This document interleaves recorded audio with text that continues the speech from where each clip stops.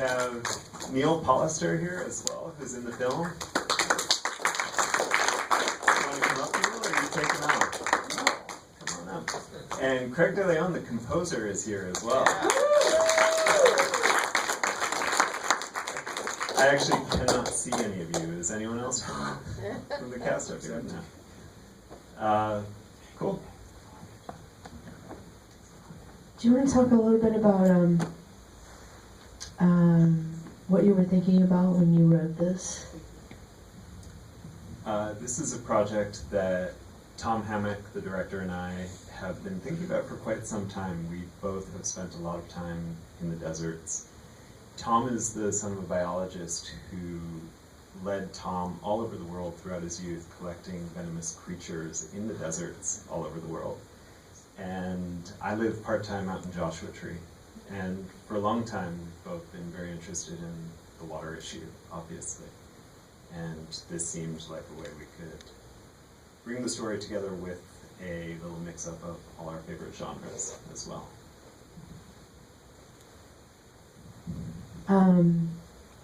This doesn't really seem set. What's interesting is it doesn't seem like it could be set too far in the future. That's what's interesting and I think scary about it. Do you want to talk about how you put the rest of the team together? Sure. Yeah, we always thought of this as about 10 minutes in the future. So the team came together pretty quickly. Tom Hammock had production, he's been a production designer for years now, and he had designed a film for Dante and Billy Federighi. It was a film called Adventures in the Sin Bin that Billy Federighi directed. And they wanted to work with Tom again. We had a treatment for the well, and based on that treatment, they greenlit the project. And as soon as they did that, we knew we wanted Seth Caplan aboard, who we knew from AFI, in order to get this film made. So we called on Seth. And I said yes, and I jumped on it. And yeah, it was actually a really quick production, all in all. We started in February of 2012, I think was the first time that we had the treatment, and we were in production by December of 2012. So it was actually a pretty remarkably quick turnaround.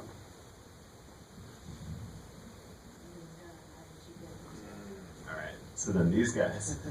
Come into the light, guys. We can't see you over there. Can we bring the house lights up too, or is that not possible? Or are they up? That's pretty much what they are. The casting crew came together really quickly. Tom had tons of excellent relationships throughout the industry with people who he had designed films for and people who owed him serious favors. So we called back every one of those favors. Neal, maybe you can talk about how you came into the picture. Well, I became aware of the film, and I think what you described as the sort of cautionary tale of it really kind of spoke to me, and I have kind of that same love of the desert and appreciation of it. And I think one of the things that struck me as I was looking at some of the places where I shot was we didn't have to do much with those sets. I mean, that's the scary thing. There were abandoned houses out there blown over like that, and I'd recently seen a documentary about the Dust Bowl, and it's comes around very cyclically. So I wanted to be a part of it, even in a small way, and I was very, very pleased and very happy to have the opportunity to be a part of it.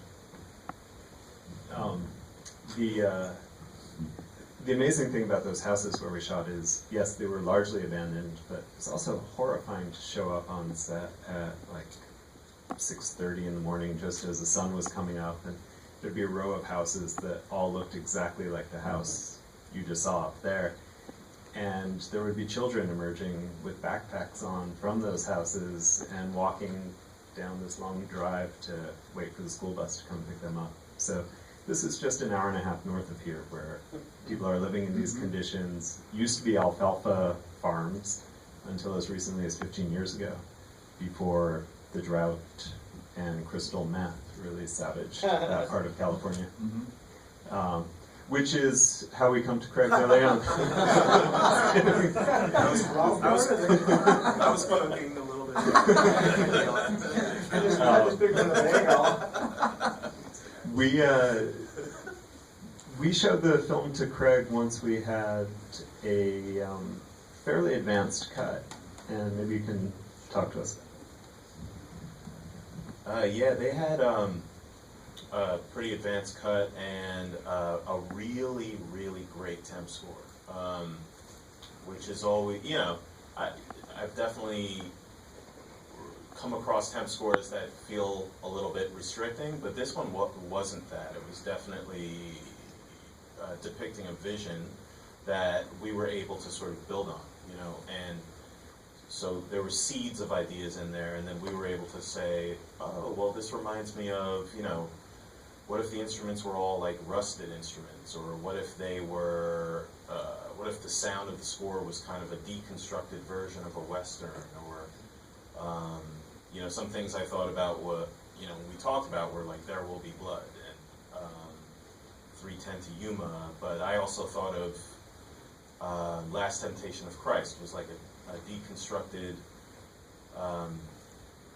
Middle Eastern sound. It was just sort of the key elements were there, and then everything else was kind of stripped out. So I think we kind of all shared, a common goal to kind of depict the desert and to kind of depict the sound of maybe wells and maybe the sound of, different farms all communicating with each other just through like banging on instruments and scratching on stuff and bowing on stuff, and it was exciting. I really thought that these guys were excellent collaborators, and they were really great at expressing themselves and describing what they wanted. And, that was my experience. Hopefully they shared the same.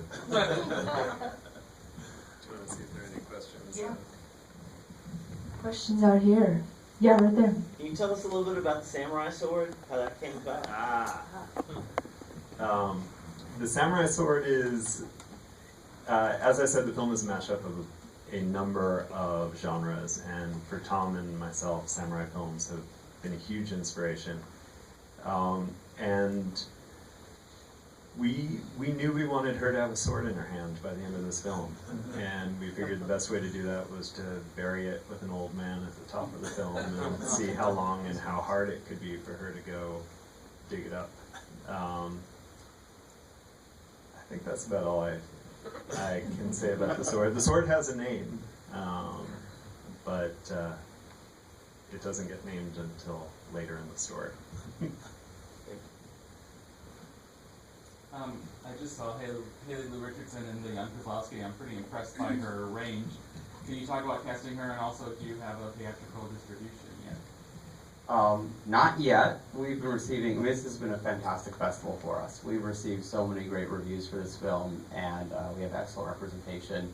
But definitely, if you know distributors, let them know. This movie should be in theaters. For casting Haley, this was, I think we all knew, like from the get-go, that this movie would live or die with Kendall, and that we had to find just a fantastic actress for that role.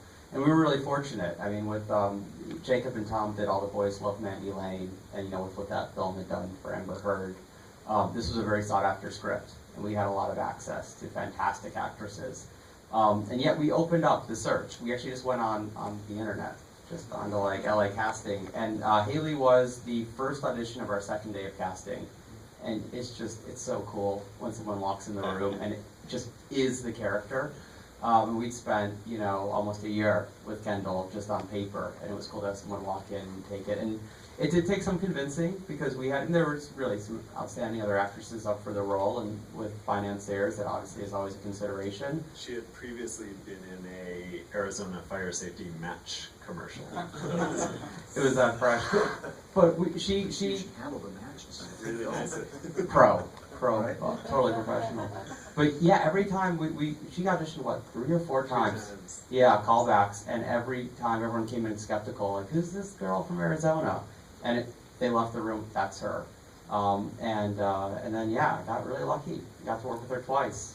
Seth produced Kozlowski. Oh, Yeah. So it was, and it was cool. It was seeing, you can see kind of both sides where she's just a phenomenal actress, and so we're really happy with how she carries this movie.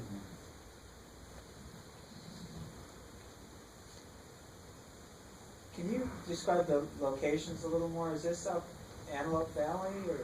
Yeah, we shot largely in the Lucerne Valley and areas west of Lucerne Valley. Specifically, we were in a little niche called Saltondale, which is somewhere between Mojave and California City, and Victorville, just up in that triangle. But we should also give a shout out to our department for the sanctuary where Kendall and Dean were. That was on a stage in Culver City. And the attic was actually a house in Glendale. And it's the production design is just phenomenal. We did not have a huge budget. We didn't have that many resources, and the fact that it's seamless. I was there, and I still have to remind myself of that. It's a testament to their work. I'll come back. So I know that did Tom have to do double duty as production design and directing, or did he kind of get some help? Because it's obviously that he Sure. definitely influenced, if nothing else. No, his influence is all over the film and in every department of the film, and on a film of this scale, everyone was wearing every hat possible. But Sarah Pott was our super capable production designer on the film. She's someone who's worked with Tom quite a bit on other projects, often working as an art director for him or as a production designer on her own features. So when Tom knew he was directing this film, we knew that he would not be able to simultaneously design the film. So we quickly brought in Sarah. Well, she did an excellent job. Yeah. Great. Any other questions? Thank you guys. So, Thank yeah. you so much. I was just going to add one more thing. Thank you all so much for being here. For a film of this size, our main goal is to make sure that people see the film. And if you take that little piece of paper that they gave you and tear the corner that votes for us for the Audience Award, it makes a huge difference in this film's chances. So thank you for dropping those off with the people at the door as you leave. Thank you.